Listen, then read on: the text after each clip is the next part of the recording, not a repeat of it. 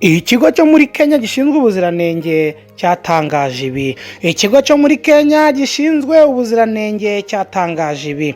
Cyavuze yuko izi nzoga zacyo rwose nta kibazo zifite. Izi nzoga urakeka ari izihe? Iyi nzoga ya mbere yabashije gutangazwa ni inzoga bita Gilbis. Gilbis rero iri mu nzoga 52 zahagaritswe hano ku butaka bw'u Rwanda. Ni ukuvuga ngo mu nzoga 52 zabaye zihagaritswe hano ku butaka bw'u Rwanda, zihagaritswe na FDA Rwanda, iyo bita Rwanda Food Drugs. Ni ukuvuga ngo muri izi nzoga 52 harimo Gilbis y'Abanyakenya, hakabamo Konyagi ya Tanzania, hakabamo na Bon 7 na Kiwing Spirit na Kevant na Bazoka na Exo. Ni ukuvuga ngo nyuma yaho FDA ihagarikiye zino nzoga, ni ukuvuga ngo leta ya Kenya cyangwa uruganda rukora iriya nzoga ya Gilbis hari icyo babashije gutangaza, kandi gishobora kuzatuma wenda hari igikorwa ku buryo FDA nayo ishobora kuba yafungura izi nzoga abanyarwanda bakongera bakifatira ku gatama nibabona yuko bikwiye. Ikigo gishinzwe ubuziranenge cyo muri Kenya KBC cyagize icyo kibivuga kuri izi nzoga zacyo zizwi nk'ibyuma zaciwe ku isoko ry'u Rwanda. Reka mvuge iko byagenze. Ikigo cyo muri Kenya gishinzwe ubuziranenge n'ubucuruzi cyangwa n'ibicuruzwa KBC cyatangaje ko izi nzoga 5 zikorerwa muri Kenya zahagaritswe ku by'agateganyo ku isoko ry'u Rwanda zujuje ibisabwa n'amabwiriza y'ubuziranenge n'umutekano ukoreshwa muri Kenya no mu muryango wa Afurika y'Iburasirazuba, icyo bita EAC.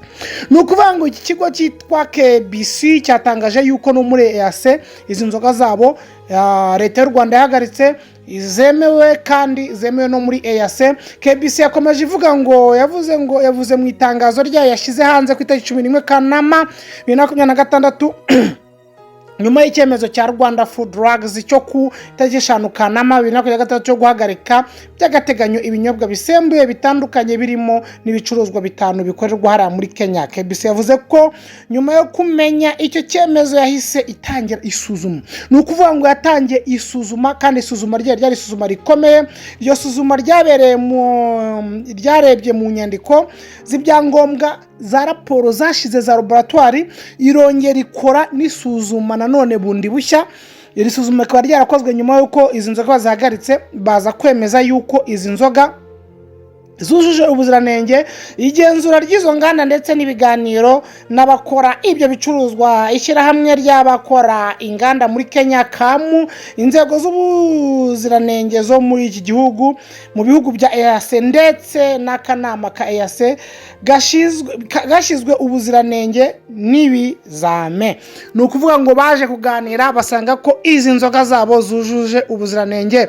KBC ariyo imeze nka FDA hariya muri Kenya yavuze ko iri suzuma ryemeje ko izi nzoga 5 zari zarakorewe igenzura y'ubuziranenge kandi zari zujuje ibisabwa n'amabwiriza azigenga. Ikigo kandi cyasubije ibi bisubizo by'ibizamini cya laboratoire byakozwe mbere, harebwa cyane ikigero cya alcohol, methanol, high alcohols, ester, aldehyde ndetse na volatile acide. KBC yavuze ko ibisubizo byagaragaje ibipimo byari biri mu rwego rwemewe mu gihe ibicuruzwa byari biri gukorwa igenzura no guhabwa ibyemezo.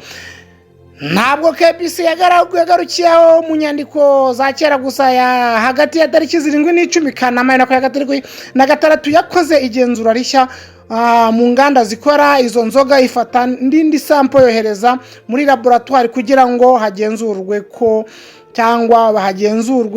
ko zihagaze muri iki gihe. Irigenzura ryibanze ryo muri cyangwa ku buryo izo nzoga ko zimeze cyangwa zikorwa. Izi nganda zagenzuwe ibigendanye n'isuku ya etanol n'ibiki byose, baje gusanga mu by'ukuri izi nzoga za Gilbis zirazikorwa muri Kenya zigifite ubuziranenge kandi bwemewe na EAC, bemewe na KBC. Ni ukuvuga ngo basuzumye ibyo babasuzuma n'iki rero ni isuku, bagasuzuma alcohol, bagasuzuma methanol na high alcohol ester, aldehyde na voltire acide ndetse n'ibirango. Inzoga zo muri Kenya rero nka King Gin na Safari Gin zikorwa na London District Kenya, Portable Spirit na Sweet Bear Portable Spirit zikorwa na Zeng Hongo Limited ndetse na GBC Gin ikorwa na Kenya Brewery Limited. Nukuvuga ngo rero uruganda rw'abashinwa bita Avaro Portable Spirit na Sweet Bear. Nukuvuga ngo uruganda rwa mushinwa nukuvuga ngo uruganda bita London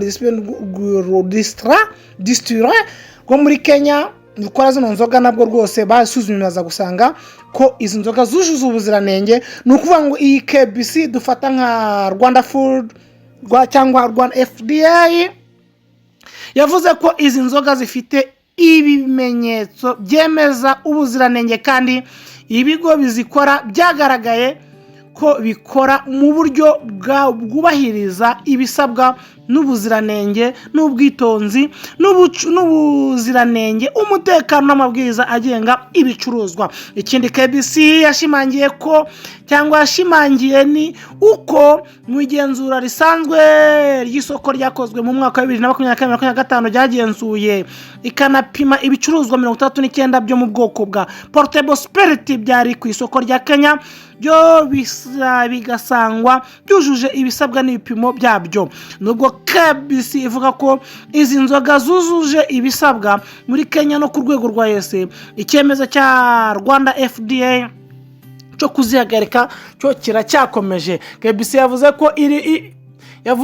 ko iri gukorana na Rwanda Food Drugs ndetse n'izindi nzego z'akarere kugira ngo hamenyekane neza ishingiro ry'ihagarikwa ry'izi nzoga no gushaka igisubizo binyuze mu buryo bwashyizweho n'umuryango wa Afurika y'Iburasirazuba. Iri tangazo rishobora gutuma ikibazo cy'izi nzoga gifata indi ntera, kuko KBC yo ivuga ko igenzura ryayo rya mbere n'iryo yongeye gukora muri Kanama ryombi ryagaragaje ibicuruzwa byujuje ibisabwa by'ubuziranenge n'umutekano. Ku rundi ruhande icyemezo cya Rwanda FDA cyo guhagarika cyo biracyakomeje. Reka rero dukomeze tugende tubereka uko iri tangazo ryavuga ko bazi gusoma ururimi rw'icyongereza bakomeze bisomere. Ariko nukuvuga ngo izi nzoga zahagaze ku butaka bw'u Rwanda harimo iyi GBC yamenyekanye cyane, haza no guhagarikwa konyage y'Tanzania haza guhagarika. Nukuvuga ngo leta ya Tanzania yo ntacyo iratangaza, ikora konyagi Bond 7 sinimwe igihugu cyayo King Spirit nayo ya Tanzania, Kevanti Bazoka Exode. Nukuvuga ngo nabwo reka dutegereze twumve ikizava mu isuzuma rya bira bihugu, twumve n'umwanzuro wa leta y'u Rwanda yacu dukunda idufatira imyanzuro. Wenda ushaka gusanga bafite FDA ishobora gusanga ifite imashini zirenze, ikaba yazabasha kwereka ibyo yakuye mu ipimo ziranganda zindi, twabasha kumenya uko bimeze. Ariko mu gihe tugitegereje igisubizo ngo twongere wenda dusubire ku GBC, reka tube twihanganye.